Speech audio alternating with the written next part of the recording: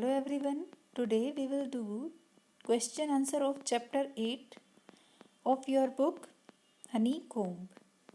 The first question is, what do you understand by the flash point of a fuel? कि flash point of a fuel क्या होता है कि वो वाला टेम्परेचर जिसपे कोई भी फ्यूल कोई भी ईंधन जो है जलना शुरू हो जाता है तो उसे उस फ्यूल का फ्लैश पॉइंट कहा जाता है। Second question is what are some common uses of fire कि कुछ कॉमन यूजेस ऑफ फायर क्या हैं वो बताएं जो हम कॉमनली यूज़ करते हैं ज़्यादातर अपने घरों में। तो बताइए क्या है वो। Fire is use to cook food, warm our rooms in winter and to generate electricity कि खाना बनाने के लिए, विंटर सीजन में अपने रूम्स को गर्म करने के लिए और इलेक्ट्रिसिटी जनरेट करने के लिए। ये क्या है uses of fire. Second is इसी का सेकेंड पार्ट क्या है, in what sense is it a bad master कि किस सेंस में इसको बैड मास्टर कहा गया है कि ये जो फायर है वो एक बुरी चीज़ है, किस सेंस में कहा गया है। If fire gets out of control it can be very dangerous कि अगर फायर जो है वो आउट ऑफ कंट्रोल हो जाए तो ये हमारे लिए ख़तरनाक हो सकती है। It may burn houses, factories and vast forest area. In this sense it is a bad master कि ये अगर आउट ऑफ कंट्रोल हो जाए तो घरों को, फैक्ट्रीज़ को और जंगलों को जला सकती है। इस तरह से ये एक बुरी मास्टर है या एक बुरी चीज़ है। Right now the fourth question is what are the three main ways in which a fire can be controlled or put out कि कोई ऐसे 3 तरीके बताएं जिनसे कि फायर को कंट्रोल किया जा सकता है या फिर उसे दूर भगाया जा सकता है। तो बताइए क्या क्या है। Number 1, to take away fuel कि फ्यूल को वहाँ से दूर ले जाओ। जैसे कि अब देखिए अगर हम बात करते हैं कि जैसे घरों में हम खाना बनाते हैं ना कई बार लकड़ी पे, तो अगर आप वहाँ से जो ये वुड है, लकड़ियाँ हैं, उनको अगर आप दूर कर दो, है ना, घर से बाहर निकाल दो। जैसे सपोज़ करो किसी का कहीं पे आग लग गई है, वहाँ पे कपड़े वगैरह पड़े, आप उनको दूर कर दो इन चीज़ों को, तो क्या होगा कि जो है उसको कंट्रोल आप कर सकते हो। नेक्स्ट क्या है, to prevent the supply of oxygen कि ऑक्सीजन की सप्लाई को वहाँ से ख़त्म कर दो तो भी बात बन जाएगी।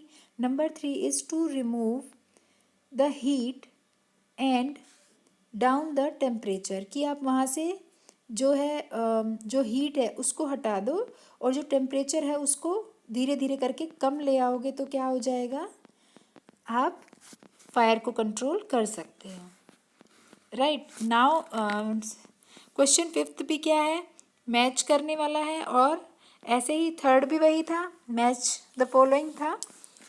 नेक्स्ट इज इसके आंसर्स दिए गए हैं, आप वो प्लीज़ चेक कर सकते हैं। क्वेश्चन नंबर 6 है, why does a burning candle go out when you blow on it कि जो जलती हुई जो कैंडल है, मोमबत्ती है, जब हम फूंक मारते हैं तो वो बंद क्यों हो जाती है, बताओ बुझ क्यों जाती है वो जब हम ऐसा करते हैं तो क्यों होता है बताइए। क्योंकि उसका जब हम फूंक मारते हैं तो क्या होता है कि जो उसका टेम्परेचर है वो कम हो जाता है।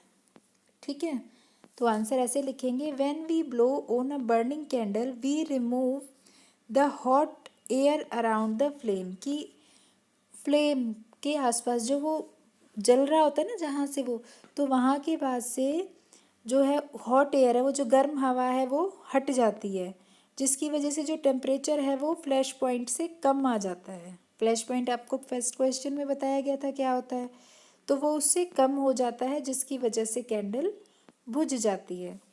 अगर हम सिंपल वे में बात करें तो जब हम ब्लो करते हैं, फूंक मारते हैं, तो जो हॉट एयर है वो वहाँ से रिमूव हो जाती है and it lowers down the temperature. Next is spraying water is not a good way of putting out an oil fire or an electric fire. Why not? कि बताइए कि ये जो पानी जब हम डाल देते हैं किस पे, जलती हुई आग पे, जो किसकी वजह से हो रही है, या तो ऑयल की वजह से है या फिर इलेक्ट्रिकल का मतलब क्या है, जैसे कि ये हो जाता है ना, मीन्स बिजली की वजह से, इलेक्ट्रिसिटी की वजह से कई बार करंट पास हो जाता है और वहाँ से आग लगनी शुरू हो जाती है। तो ये स्प्रेइंग वाटर जो है ये एक अच्छा तरीका नहीं है। क्यों नहीं है बताइए। अब पढ़ते हैं हम इसमें। Oil is lighter than water, जो ऑयल है वो वाटर से लाइट होता है, हल्का होता है। आपने देखा है ना कि जब आप करके देखेंगे कि अगर पानी के अंदर आप ऑयल डालते हैं, कोई भी ऑयल, तो वो क्या होता है कि ऊपर तैरना शुरू कर देता है ना। इसका मतलब क्या है कि वो हल्का है उससे। It floats on the top of the water. If it catches fire, water helps to spread the fire quickly on account of its great flow. तो क्या है कि अगर अम, जैसे कि पानी के ऊपर क्या है, ऑयल है, और अगर उस ऑयल में अगर आग लग जाती है तो वो तो उसके ऊपर ही ऊपर तैर रहा है ना, पानी के ऊपर ऑयल, तो उस ऑयल में आग लगी है, तो अगर वो पानी सारे में फैल जाए तो वो साथ साथ आग भी फैल जाएगी। क्योंकि पानी की तो क्वालिटी यही है ना कि वो तेज़ी से फैलता है, इधर उधर भागता है पानी, तो है ना। तो अगर वो पानी फैलेगा तो वो आग भी साथ साथ उसमें फैल जाती है। सेकेंड इज इलेक्ट्रिक फायर में give an electric shock to person spraying water on it, the man में ऑल्सो बी किल्ड। कि अगर इलेक्ट्रिक फायर है, मीन्स कि बिजली के करंट की वजह से अगर वो आग लगी है, सपोज कीजिए जो आपके बोर्ड होते हैं ना, इलेक्ट्रिसिटी बोर्ड नहीं होते ये जिसमें आपके बटन्स होते हैं, स्विचेस होते हैं, अगर वहाँ पे आग लग गई, आप वहाँ पे अगर पानी डाल देते हो तो क्या होगा कि उस पानी के कांटेक्ट में जो जो भी पर्सन होंगे ना, उन सबको बहुत ज़ोरों से बिजली के झटके लगने शुरू होंगे और हो सकता है कि उसमें उसकी डेथ भी हो जाए। तो इसीलिए हमें इन दोनों केसेस में पानी का यूज़ नहीं करना चाहिए। Next is What are some things you should do prevent a fire at home and in school? कि आप बताइए कि क्या चीज़ें हैं जो कि हमें आग से बचने के लिए अपने घरों और स्कूल में करनी चाहिए, है ना। अब आपने अपने स्कूल में देखा है ना, सिलेंडर रखे हुए हैं ना वहाँ पे, देखिए ना आपने, नीचे वाली बिल्डिंग में भी रखे हुए हैं। जो 2 7th क्लास है उनके बीच में भी है ना वहाँ पे, तो वो इसीलिए तो रखे गए हैं, किस लिए कि अगर बाय चांस कभी भी ऐसी कोई भी अगर दिक्कत हो जाती है, प्रॉब्लम हो जाती है, तो वो हम यूज़ कर सकें। राइट, तो बताइए क्या होगा। Number 1, at home we should not keep inflammable articles in kitchen. कि हमें किचन में कभी भी ऐसी चीज़ें, ऐसे आर्टिकल्स मीन्स ऐसी चीज़ें नहीं रखनी चाहिए जो जल्दी से आग पकड़ लेती है, जैसे कि कैरोसिन रखती है ना मम्मियाँ घर में, कई बार मना करना चाहिए उनको कि नहीं करना है ऐसे। और क्या करते हैं बताइए, कई बार पेट्रोल को स्टोर करके रखते हैं लोग, तो वो ऐसी चीज़ें जो है वो किचन में कभी भी नहीं रखनी चाहिए। Number 2 is we should keep the gas cylinder at a safe place. कि जो गैस सिलेंडर है स्टोर करके भी रखते हैं ना, एक तो हम अपने किचन में यूज़ कर लेते हैं और एक हम स्पेयर यूज़ करते हैं, मीन्स कि कभी अगर ज़रूरत पड़ी तब यूज़ कर लेंगे उसको।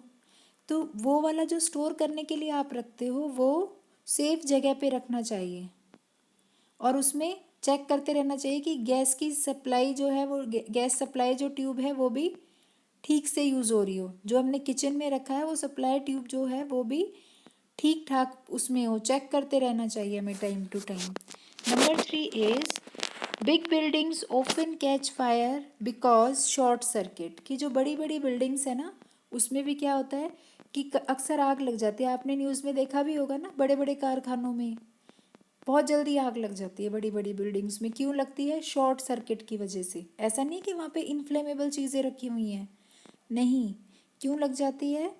क्योंकि शॉर्ट सर्किट हो जाता है। In school we should avoid overload. हमें स्कूल्स में ओवरलोड को अवॉइड करना चाहिए, मीन्स कि बहुत ज़्यादा जो है ना चीज़ें यूज़ नहीं करनी चाहिए जिसमें बहुत ज़्यादा बिजली बिजली का लोड पड़ता है उस पर, इलेक्ट्रिसिटी पे।